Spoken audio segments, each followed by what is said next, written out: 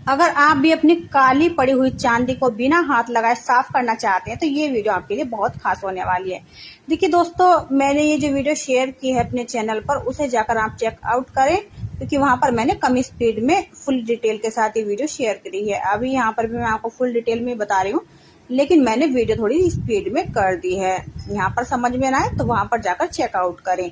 देखिए, आपको मेहनत भी नहीं करनी पड़ेगी और आपके जो मतलब के चांदी के जो जेवर हैं, चाहे पायल हो या कोई भी ज्वेलरी हो, आपकी एकदम क्लीन हो जाएगी। यहाँ पर देखिए एकदम से क्लीन हो गई है। बची कुछ कसर आप ये वाला सॉल्यूशन बना करके पूरी कर लीजिएगा, यानी कि अच्छे से आपकी ज्वेलरी में चमक आ जाएगी, शाइन आ जाएगी। सुनार पे जाने से अच्छा है कि आप घर पर ही अपनी चांदी की ज्वेलरी को क्लीन करें इस ट्रिक के द्वारा। वीडियो अच्छी लगी तो लाइक शेयर जरूर करें और चैनल पे आज पहली बार आए तो सब्सक्राइब जरूर करें, क्योंकि ऐसी हेल्पफुल वीडियो डेली आप सभी के लिए चैनल पर मैं अपलोड करती हूँ।